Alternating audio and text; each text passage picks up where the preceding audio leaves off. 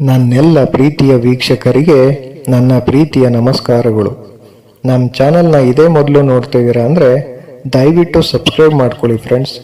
ಮುಂಚೆಯಿಂದ ನೋಡ್ತಿದ್ದೀರಾ ಆದರೂ ಸಬ್ಸ್ಕ್ರೈಬ್ ಆಗಿಲ್ಲ ಅಂದರೆ ದಯವಿಟ್ಟು ಸಬ್ಸ್ಕ್ರೈಬ್ ಮಾಡ್ಕೊಳ್ಳಿ ಫ್ರೆಂಡ್ಸ್, ಸಪೋರ್ಟ್ ಮಾಡಿ. ಮನುಷ್ಯನಿಗೆ ಕೆಲಸ ಮಾಡುವ ಹಕ್ಕಿದೆ, ಆದರೆ ದೇವರು ಫಲಿತಾಂಶವನ್ನು ನೀಡುತ್ತಾನೆ.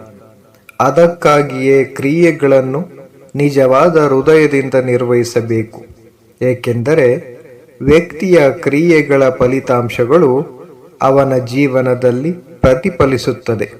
ಮನುಷ್ಯನು ಕರ್ಮದ ಮೂಟೆಯೊಂದಿಗೆ ಪ್ರಪಂಚದಲ್ಲಿ ಸುತ್ತುತ್ತಾನೆ. ಇದು ಅವನಂತೆ ತುಂಬಲು ಕಾನೂನು ನಿಯಮವಾಗಿದೆ. ಶ್ರೀಕೃಷ್ಣ ಹೇಳುತ್ತಾನೆ, ನೀವು ಎಲ್ಲೇ ಇದ್ದರೂ ಎಲ್ಲರೂ ನಿಮ್ಮನ್ನು ಪ್ರೀತಿಸುವ ಹಾಗೆ ನಿಮ್ಮನ್ನು ಮಾಡಿಕೊಳ್ಳಿ. ನೀವು ಎಲ್ಲಿಗೆ ಹೋದರೂ ಅಲ್ಲಿ ಎಲ್ಲರೂ ನಿಮ್ಮನ್ನು ನೆನಪಿಸಿಕೊಳ್ಳುತ್ತಾರೆ. ನೀವು ಎಲ್ಲಿಗೆ ತಲುಪಲಿದ್ದೀರಿ ಎಲ್ಲರೂ ನಿಮಗಾಗಿ ಕಾಯುತ್ತಿರಬೇಕು. ಜೀವನದಲ್ಲಿ ನಿಮ್ಮನ್ನು ಯಾರೊಂದಿಗೂ ಹೋಲಿಸಿಕೊಳ್ಳಬೇಡಿ. ನೀವು ಇರುವಂತೆಯೇ ನೀವು ಉತ್ತಮರು. ಭಗವದ್ಗೀತೆಯಲ್ಲಿ ಮನುಷ್ಯನ ವಿನಾಶಕ್ಕೆ 6 ಕಾರಣಗಳಿವೆ ಎಂದು ಬರೆಯಲಾಗಿದೆ. ನಿದ್ರೆ, ಕೋಪ, ಭಯ, ಆಯಾಸ, ಸೋಮಾರಿತನ ಮತ್ತು ಕೆಲಸವನ್ನು ಮುಂದೂಡುವ ಅಭ್ಯಾಸ. ಭಗವತ್ ಶ್ರೀಕೃಷ್ಣನು ಹೇಳುತ್ತಾನೆ, ನೀವು ಏಕೆ ವ್ಯರ್ಥವಾಗಿ ಚಿಂತಿಸುತ್ತೀರಿ? ನಿನಗೇಕೆ ಭಯ? ನಿನ್ನನ್ನು ಯಾರು ಕೊಲ್ಲಬಲ್ಲರು? ಆತ್ಮವು ಎಂದಿಗೂ ಹುಟ್ಟುವುದಿಲ್ಲ, ಅಥವಾ ಅದನ್ನು ಕೊಲ್ಲಲು ಯಾರಿಂದಲೂ ಸಾಧ್ಯವಿಲ್ಲ. ಇದು ಜೀವನದ ಅಂತಿಮ ಸತ್ಯವಾಗಿದೆ.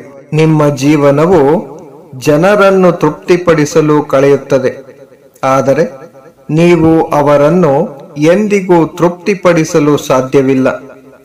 ನಿಮಗಾಗಿ, ನಿಮ್ಮ ಸಂತೋಷಕ್ಕಾಗಿ ಬದುಕಲು ಪ್ರಾರಂಭಿಸಿ. ಅದೃಷ್ಟ ಇರುವವನು ಓಡಾಡಿ ಬರುತ್ತಾನೆ, ಅದೃಷ್ಟ ಇಲ್ಲದವನು ಬಂದು ಹೋಗುತ್ತಾನೆ. ಹಾಗಾಗಿ ಲೆಕ್ಕವಿಲ್ಲದಷ್ಟು ಆಸೆಗಳನ್ನು ಇಟ್ಟುಕೊಳ್ಳಬೇಡಿ. ಸಿಕ್ಕಿದ್ದನ್ನು ನಿಭಾಯಿಸಿ. ಯಾರಾದರೂ ನಿಮ್ಮ ನಂಬಿಕೆಯನ್ನು ಮುರಿದರೆ ಅವರಿಗೆ ಧನ್ಯವಾದಗಳು. ನಂಬಿಕೆಯನ್ನು ಬಹಳ ಚಿಂತನಶೀಲವಾಗಿ ನೀಡಬೇಕು ಎಂದು ಅದು ನಮಗೆ ಕಲಿಸುತ್ತದೆ. ನಿಮ್ಮ ಬಗ್ಗೆ ಅಸೂಹೆ ಪಟ್ಟವರನ್ನು ದ್ವೇಷಿಸಬೇಡಿ, ಏಕೆಂದರೆ ನೀವು ಅವರಿಗಿಂತ ಉತ್ತಮ ಎಂದು ಒಪ್ಪಿಕೊಂಡವರು. ನಿಮ್ಮನ್ನು ಅದೇ ರೀತಿ ನಡೆಸಿಕೊಳ್ಳುವವರಿಗೂ ನೀವು ಯಾರಿಗಾದರೂ ಮಾಡಿದ ಹಾನಿಯನ್ನು ನೀವು ಎಂದಿಗೂ ಅರ್ಥ ಮಾಡಿಕೊಳ್ಳುವುದಿಲ್ಲ. ಅದಕ್ಕಾಗಿಯೇ ನಾನು ಇಲ್ಲಿದ್ದೇನೆ. ದೇವರು ನಿಮ್ಮಿಂದ ಏನನ್ನಾದರೂ ಹಿಂದಕ್ಕೆ ತೆಗೆದುಕೊಂಡಾಗ ಅವನು ನಿಮ್ಮನ್ನು ಶಿಕ್ಷಿಸುತ್ತಿದ್ದಾನೆಂದು ಭಾವಿಸಬೇಡಿ. ಅವನು ನಿಮ್ಮ ಕೈಯನ್ನು ಮುಕ್ತಗೊಳಿಸಿದ್ದಾನೆ. ಮೊದಲಿಗೆ ತೆರಿಗೆ ಕಟ್ಟಿದ್ದರೂ ಕೆಟ್ಟ ಮಾತುಗಳನ್ನು ಮಾತನಾಡಬೇಡಿ, ಏಕೆಂದರೆ ಮನಸ್ಸು ಚೆನ್ನಾಗಿರಬಹುದು, ಆದರೆ ಕೆಟ್ಟ ಮಾತುಗಳಿಂದ ಸಾಧ್ಯವಿಲ್ಲ.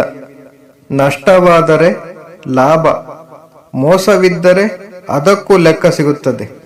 ದೇವರು ಯಾವಾಗಲೂ ನಿಮ್ಮೊಂದಿಗಿದ್ದಾನೆ. ಇದನ್ನು ಯಾವುದೇ ಸಮಯದಲ್ಲಿ ಮರೆಯಬೇಡಿ. ನಿಮ್ಮೊಂದಿಗೆ ದೇವರನ್ನು ತಿಳಿದುಕೊಳ್ಳುವ ಭಾವನೆಯು ನಿಮ್ಮನ್ನು ನಿರ್ಭೀತ ಮತ್ತು ಪಾಪರಹಿತನನ್ನಾಗಿ ಮಾಡಲು ಸಹಾಯ ಮಾಡುತ್ತದೆ. ಇದು ನಿರ್ಣಯವಲ್ಲ. ದೇವರು ಯಾವಾಗಲೂ ಎಲ್ಲರೊಂದಿಗೂ ಇರುತ್ತಾನೆ. ಭರವಸೆ ಮತ್ತು ನಂಬಿಕೆ ಎಂದಿಗೂ ತಪ್ಪಾಗುವುದಿಲ್ಲ. ಅದು ನಮ್ಮ ಮೇಲೆ ಅವಲಂಬಿತವಾಗಿರುತ್ತದೆ. ನಾವು ಯಾರನ್ನು ನಿರೀಕ್ಷಿಸುತ್ತೇವೆ ಮತ್ತು ನಾವು ಯಾರನ್ನು ನಂಬುತ್ತೇವೆ. Thank you for watching friends. Please subscribe my channel.